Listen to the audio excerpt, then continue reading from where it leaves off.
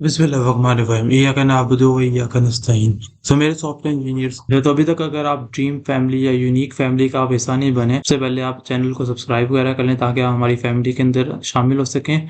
और साथ साथ आप वीडियो को लाइक भी करें और कमेंट भी करें प्यारा सा, और आप बताएं वीडियो आपको कैसी लगी। और अगर आपने इसको शेयर नहीं किया तो सबसे पहले शेयर भी कर लें ताकि ज़्यादा से ज़्यादा लोग स्किल डेवलपर बन सकें। आज की वीडियो के अंदर हम लोग देखेंगे कि एक नई चीज जिसको हम कहते हैं कि ऑप्शनल चेंजिंग। ऑप्शनल चेंजिंग क्या होती है, इसको हम लोग किस तरीके से यूज करते हैं और उसका मकसद क्या होता है, इसको हम आज की वीडियो के अंदर देखेंगे। और इंपॉर्टेंट कॉन्सेप्ट है और मैं उम्मीद कर रहा हूँ कि आपने जो लास्ट वीडियो से एरो फंक्शंस की और उसके अलावा टेम्पलेट लिटरल्स की, उसके अलावा टर्नरी ऑपरेटर्स की आपने देखी होगी, आपको इसको समझ आई होगी। So let's move on to the today's video. So let's get started. अच्छा, तो अभी अगर ऊपर आए यहाँ पर जहाँ पे सारे ये बने हुए हैं, इसके अंदर जहाँ हमने सारे ऑब्जेक्ट्स बनाए हुए हैं, इसके आप देख सकते हैं कि इधर इसमें क्या लिखा हुआ है, रिव्यूज हैं। रिव्यूज के अंदर आगे से दो ऑब्जेक्ट्स है, एक रिव्यू का ऑब्जेक्ट है और उसके अंदर एक कंप्लीट ऑब्जेक्ट है। जैसे ये पूरा एक आईडी नंबर 5 का ऑब्जेक्ट है, उस आईडी नंबर 5 के अंदर ये एक ऑब्जेक्ट है रिव्यू का, और रिव्यू के अंदर दो अलग से ऑब्जेक्ट्स हैं, एक गुड रीड्स का और एक दूसरा जो है लाइब्रेरी थिंग्स। और उसके अंदर अलग से एट्रीब्यूट्स हैं, एक रेटिंग का, फिर रेटिंग काउंट का और रिव्यूज काउंट का, उसके बाद और यहाँ पर ये रिव्यूज काउंट अलग है, यहाँ पर रिव्यूज काउंट अलग है। अब हम क्या करेंगे, अब एक फंक्शन बनाएंगे जो कि क्या करेगा, इस रिव्यूज के अंदर से लेकर इस गुड रीड्स के अंदर जाएगा, उसके बाद उसमें से हमें टोटल रिव्यू काउंट्स बताएगा कि कितने रिव्यू काउंट्स हैं। तो बेसिकली क्या करेगा, वो यहाँ पर आकर इस वाले को रिव्यूज काउंट को लेगा, इस वाले रिव्यूज काउंट को लेगा और इनको आगे में क्या करेगा, प्लस करेगा।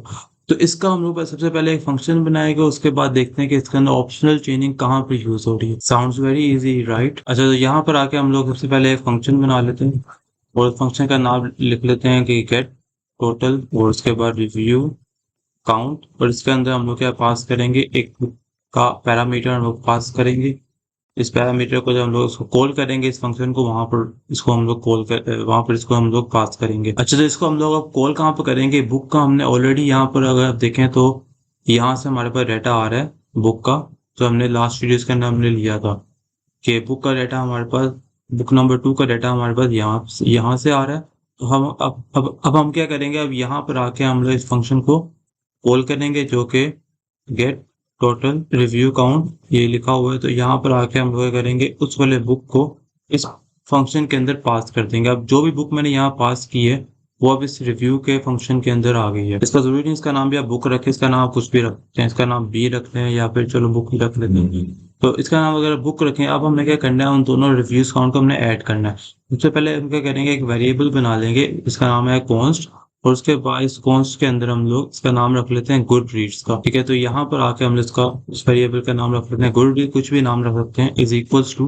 अब हमने क्या करना है, इस बुक उसके बाद डॉट लगाना है, डॉट लगाने के बाद इसके अंदर जो जो भी एट्रीब्यूट्स हैं इस बुक के अंदर वो सारे हमें यहाँ पर आ गए। हमने किस वाले के अंदर जाना है, तो यहाँ से आप देख सकते हैं, यहाँ ऊपर से देख लेते हैं कि हमने किस में जाना है, रिव्यूज वाले के अंदर जाना है। तो इसको हम लोग यहाँ से कॉपी कर लेते हैं और डॉट के बाद आप जो चीज लगते हैं वो उसके अंदर जाती है।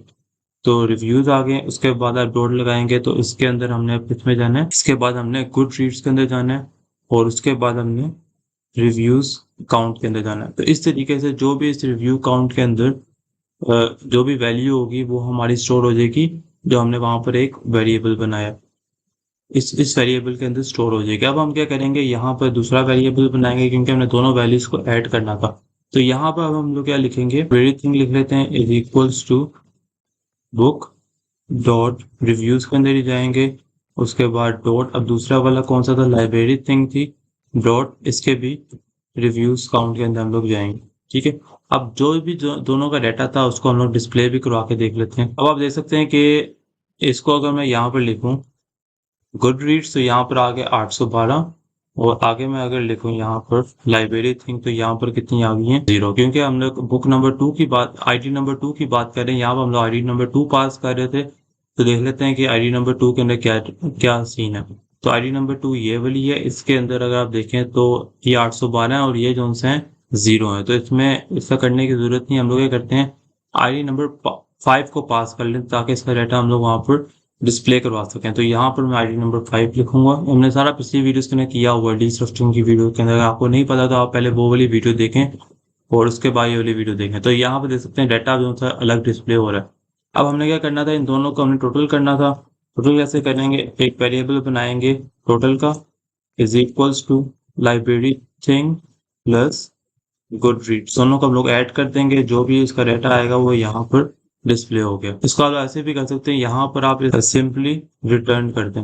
रिटर्न कर देंगे तो वो यहाँ पर आपको एक और वेरिएबल बनाना पड़ेगा, इसका नाम आप रख सकते हैं टोटल इज इक्वल सब जो भी डाटा यहाँ से रिटर्न हो रहा है वो यहाँ पर इस टोटल के अंदर आ रहा है, और उसके बाद इस टोटल को आप यहाँ पर डिस्प्ले कर सकते हैं, जो कि यहाँ पर 60153 आ रहा है। So that's work beautifully for this book number 5, जो कि हमने आईडी नंबर 5 यहाँ पर पास की थी। अच्छा, तो ये तो अभी सही वर्क कर रहा है, लेकिन अगर आप यहाँ पर देखें कि हमने ऑप्शनल चेनिंग की यूज करनी है, इस तरह का डेटा तो अगर आप वेरिएबल्स पड़े हुए हैं, हर चीज पड़ी हुई है, तब तो वो सही तरीके से काम करेगा। लेकिन अगर फॉर एग्जांपल अगर आप यहाँ पर आए, आईडी नंबर 3 के अंदर आए, तो यहाँ पर अगर आप देखें तो रिव्यूज के अंदर सिर्फ गुड रीड्स पड़ा हुआ है, लाइब्रेरी थिंग का डाटा नहीं पड़ा हुआ। तो हमने अगर इसको डायनामिक बनाने के लिए हमने सारा डाटा शो करना है, लेकिन इसमें किसी एक के अंदर अगर ना पड़ा हो तो उससे क्या आएगा, एरर आएगा। तो मैं क्या करूंगा, अब यहाँ पर मैं बुक नंबर 5 की बजाय बुक नंबर 3 को पास करूंगा। तो यहाँ पर अगर मैं 3 लिखूँ आईडी नंबर 3, तो आईडी नंबर 3 का आप देखेंगे यहाँ पर नीचे एरर आ रहा होगा। तो यहाँ पर वही एरर कह रहा है कि can not read properties of undefined reading reviews count. तो इसके ये तो डाटा पड़ा ही नहीं हुआ, तो यहाँ पर इस वजह से यहाँ पर एरर आ रहा है। तो इस तरह से एरर को, अगर कोई डाटा नहीं पड़ा हुआ, उसको हम लोग ऐसे किस तरीके से डील करना है, उसके लिए हम लोग यूज करते हैं ऑप्शनल चेनिंग, ताकि आपका जो डाटा है वो अगर नहीं पड़ा हुआ तो वो सिर्फ एक बार डाटा को ले और उसी को सोल्व करके आपको रिजल्ट दे दे। तो इसको हम लोग अब यहाँ पर ऑप्शनल चेनिंग को यूज करते हैं अगर कोई डाटा नहीं पड़ा हुआ या कहीं पर आपने कोई कंडीशन लगानी है, इसलिए हम लोग ऑप्शनल चेनिंग को ऑपरेटर को यूज करते हैं। अच्छा, तो अब यहाँ पर देखें कि इसके अंदर क्या एरर आ रहा है, कि वो कह रहा है कि बुक डॉट रिव्यूज के अंदर जाकर लाइब्रेरी थिंग नहीं पड़ी हुई। तो यहाँ पर इतना एरर आ रहा है, इसका मतलब है कि अगर ये वाली चीज होती, एग्जिस्ट करती, तब उसने यहाँ पर डिस्प्ले करना था डाटा और यहाँ पर ऐड करके आपको उसका टोटल दे देना था।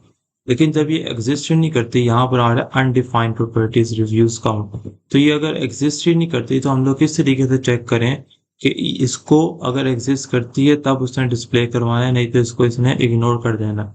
तो उसके लिए हम यहाँ पर ऑप्शनल चेनिंग का ऑपरेटर लगाएंगे, जिसकी मदद से वो इस वाली वैल्यू को चेक करेगा कि अगर ये एग्जिस्ट करती है तब इसको डिस्प्ले करवाए। तो हम लोग क्या करेंगे, हम लोग सिंपली यहाँ पर लाइब्रेरी थिंग के बाद यहाँ पर एक क्वेश्चन मार्क लगा देंगे। अगर आपको पता हो कि हमने क्वेश्चन मार्क को एज अ कंडीशन को यूज किया था टर्नरी ऑपरेटर के अंदर भी, तो यहाँ पर जब आप ऑप्शनल चेनिंग का सिर्फ यही होता है कि हमने यहाँ पर एक क्वेश्चन मार्क लगा दिया। अब इसने क्या किया, अब देखें एरर भी रिमूव हो गया। उसने क्या किया, उसने देखा कि बुक डॉट रिव्यूज के अंदर लाइब्रेरी थिंग अगर पड़ी हुई है तब उसने इसको देखना है, नहीं इसको कंसीडर नहीं करना। तो अब देखें तो लाइब्रेरी थिंग के अंदर ये चीज नहीं पड़ी हुई थी, तो उसने यहाँ पर आपको क्या दिखा दी, ये अनडिफाइंड है, और सिंपली 49701 को यहाँ पर पकड़ के उसे टोटल के अंदर रिटर्न करवा दिया। लेकिन अभी भी अनडिफाइंड है, इसको हमने किस तरीके से डिस्प्ले करवाना है कि आपका जो सिर्फ एक वाली आउटपुट अगर है तो उसी को ऐड करके सिर्फ डिस्प्ले करवाए। तो उसके लिए हम लोग क्या करेंगे, उसके लिए हम लोग यहाँ पर इस रिव्यूज काउंट के बाद दो ये वाले ऑपरेटर लगाएंगे। इसको हम कहते हैं नोट ऑपरेटर। नोट ऑपरेटर के जरिए से, इसका और भी नाम है लेकिन इसको आप नोट ऑपरेटर के जरिए से इसको अंडरस्टैंड कर सकते हैं कि अगर तो ये वाला चीज एग्जिस्ट नहीं करती तब आपने क्या करना है, इसकी जगह आपने वैल्यू सेट कर देनी है 0 की। वैल्यू की 0 सेट कर देंगे तो ये जब एग्जिस्ट नहीं करेगा, यहाँ हमने ऑप्शनल चेनिंग लगाई है, ये अगर एग्जिस्ट नहीं करता तो उसने क्या कंसीडर करना है, 0 को कंसीडर करना है। और अब लाइब्रेरी थिंग के अंदर क्या पास हो रहा है, इस वेरिएबल के अंदर 0 पास हो रहा है। तो आप क्या करेगा, ये 0 प्लस 4970 को ऐड करेगा और यहाँ पे आपको टोटल डिस्प्ले कर देगा कि ये आपकी टोटल वैल्यू। तो इस सिंपली आपने ये याद रखना है कि ऑप्शनल चेनिंग ये देखता है कि इसका जो पिछला वाला जो ये वेरिएबल है, ये डाटा है, ये एग्जिस्ट करता है कि नहीं करता। अगर एग्जिस्ट करता है तो उसको उस वाली वैल्यू को लेगा, अगर तो एग्जिस्ट नहीं करता तो वो किसको काउंट करेगा, 0 को काउंट कर देगा। तो यहाँ पर अगर मैं जिसमें एग्जिस्ट करता है उसको आपको डाटा एक बार दोबारा से करके दिखा देता हूँ। अगर यहाँ पर मैं लिखूँ 5 लिखता हूँ, तो अब आप देखेंगे कि वो वाला डाटा एग्जिस्ट करता है, ये वाला वेरिएबल एग्जिस्ट करता है। तो इसकी जगह उसने क्या लिया, 1095 लिया, उसने 0 को नहीं लिया क्योंकि ये वाला एग्जिस्ट करता है। तो उसने उन दोनों को ऐड करके आपको आउटपुट यहाँ पर डिस्प्ले करवा दिया। अगर एग्जिस्ट नहीं करेगा तो वो किसको काउंट करेगा, 0 को काउंट करेगा। तो ये सिंपल सा ऑप्शनल चेनिंग का ऑपरेटर था इसको आप लोग गुड रीड्स के अंदर भी लगा सकते हैं। मतलब यहाँ पर इसको चेक करने के लिए कि कुछ बुक्स का ना हो सकता है कि अभी तो सिर्फ 5 का डाटा है, लेकिन आप इसमें ज़्यादा डाटा भी आप डाटा के भेज सकते हैं, लेकिन किसी में हो सकता है गुड रीड्स ना हो, किसी में लाइब्रेरी थिंग ना हो।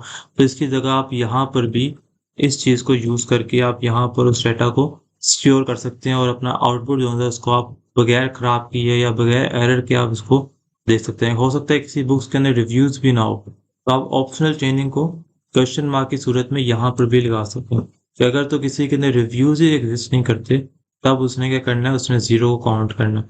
तो इस तरह से हमने ऑप्शनल चेनिंग यूज़ की है यहाँ पर भी और यहाँ पर भी। तो होप सो आपको आज की वीडियो की समझ आई होगी। मिलते हैं नेक्स्ट वीडियोज़ के अंदर, तब तक के लिए अल्लाह हाफ़िज़।